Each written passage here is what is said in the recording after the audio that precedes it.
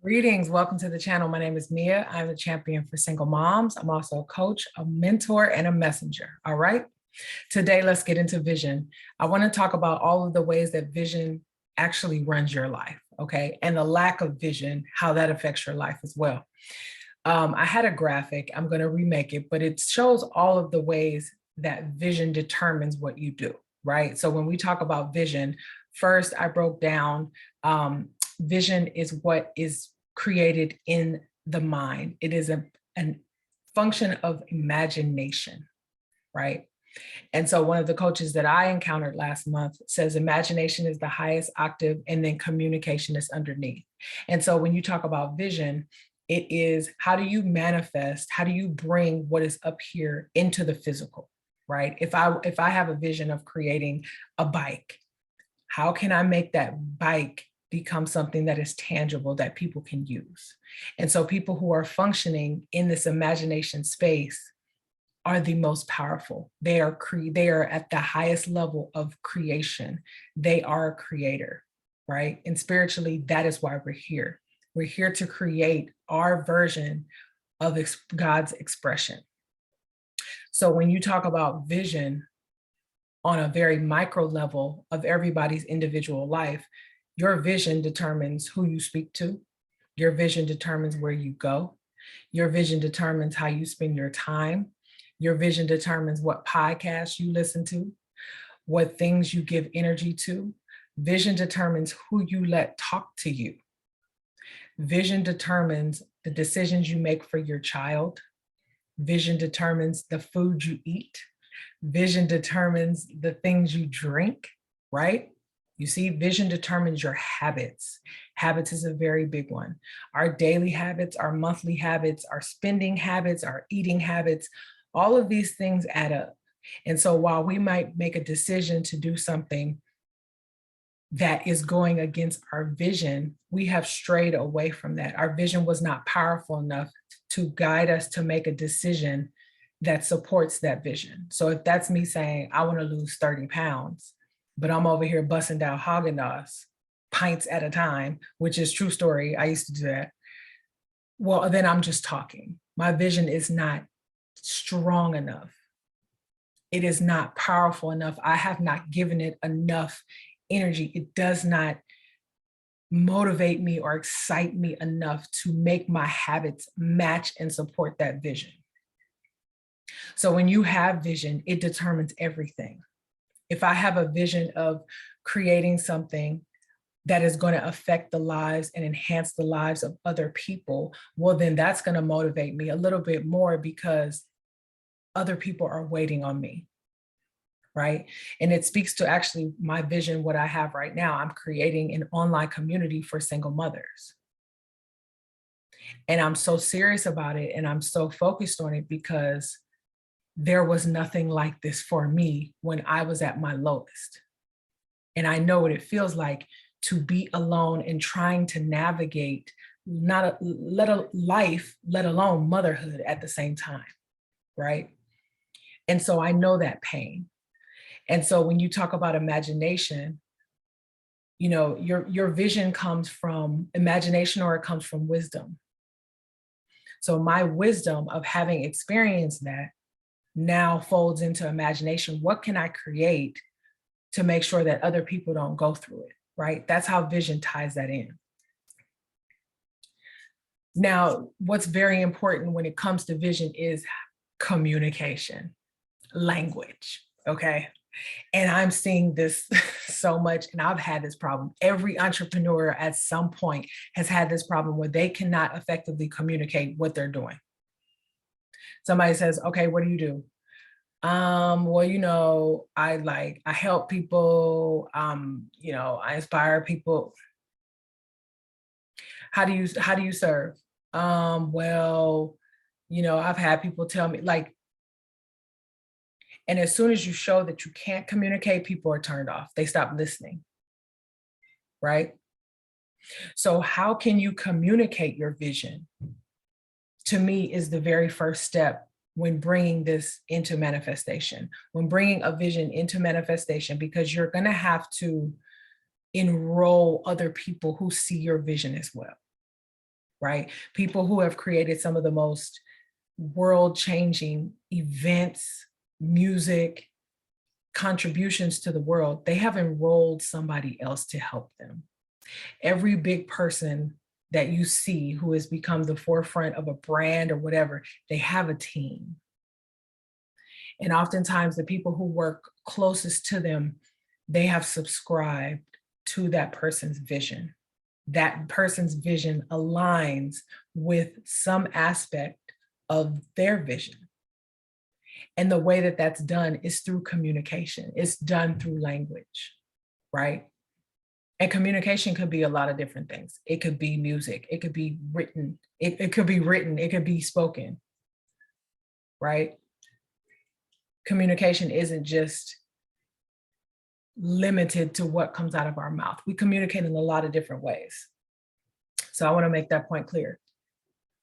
But who else believes in your vision? Who else can see your vision? And sometimes a person can't see your vision the way that you can, but they believe in it enough to help you, right? And so that goes to vision will determine who you share your dreams with. You're not going to share your dreams, or you shouldn't share your dreams with someone whose vibration isn't matching, who hasn't jumped out on a limb for their own vision, who hasn't put any risk to their own vision, to their own dreams, because they're going to limit you in the process.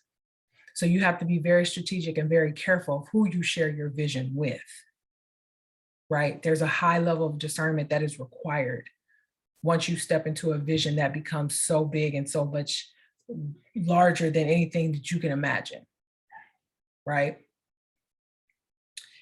And then it's important to see what's guiding your vision. Again, like I said, the community that I'm creating, it's Mom on a Mission.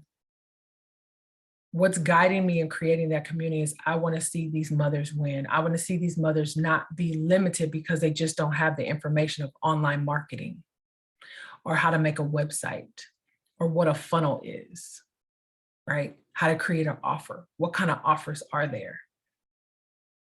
How do I communicate? What's holding me back? How am I holding myself back? You know, there's no community like that specifically for single mothers. All of these things I've done by myself on my own without a community of other women going through it together. Now I've had coaches, I have coaches, I've had guides, I have guides, mentors, all of that, but I have it individually. Imagine if I had a community of accountability, of support, of edifying language from other women who get it. Imagine, right? And so that's where my vision comes from. And another thing to point out is that when you try to enroll people in a vision where you really don't have any passion from wisdom, passion from experience, it will translate. People will be able to see, oh, this is fraud, because it comes out in how you communicate, right? When I'm speaking to one of my coaches and they're asking me, you know, why is this your mission? Why do you want to help single moms? Why do you want to help single moms on a redemption journey? And I can't even get the words out because I'm starting to cry because it speaks so closely to life for me, right? You cannot fraud your communication of a vision. You can for a certain amount of time. I mean, we've all seen the scammers who have raised quite a bit of money, but eventually everything comes to light, right? So really, what is the first step of making your vision real? Well, it's real once you imagine it. So technically it is real, but how do you make it manifest in the physical? What's the first step? The first step I would say is getting clarity on communicating it. And that requires a lot of alone time with yourself to flesh out every single aspect of why are you doing this? Where did it come from? How did you feel when you didn't have it? How did you overcome the process? What did it take? Who did it take? What lessons were learned? Really sit with yourself and see yourself through that process, right? Because oftentimes our vision comes out of pain. It comes out of who we were when we were going through this thing. So really, it is sitting down and being clear with yourself, and then committing to only making decisions that support this vision. And if you aren't there to where you are willing to only make decisions that will make this vision come to fruition, that's okay. I'm not sitting here telling you, like, you have to stay, like you made a bad decision, that goes against you. We all have slips, and it's ebb and flows. But when your vision becomes that important, where you're not willing to compromise or jeopardize, there you go. So it's important to get clear. Get clear. Get clear. What is your vision? And in the beginning, when I said when you don't have a vision, that's extremely dangerous, because I speak to dating. I speak to women, don't ever date a man without a vision for his life. I speak to men who may see this. Don't ever date a woman without a vision of where she's going and what she wants for herself, right? One of the first questions that you need to ask somebody, what's your vision? What's your vision for life? If they're an entrepreneur, what's your vision for your business? What's your vision for yourself as a professional? Because somebody's vision, it will tell you right away if they stumble and they're like, well, I don't know if I have a vision. Then they have more work to do. If you're at that point, you have more work to do. What is your vision for yourself? What's your vision for your life? What's your vision for your spiritual life? Right? Because our vision determines our habits, and our habits make up our daily life. So a person's vision will tell you how they spend their life. It will lead to certain clues that will let you know, okay, this is not going to be a good match. Because if I get up every morning at 5 a.m. to hop on a call to better myself for professional development, personal development, and you don't wake up till 10, this is going to be an issue. Right. And so that's how you are able to see firsthand, straight away, in terms of dating. Now, in professional partnerships and things like that, that should also be asked as well. You have to know if you're aligned.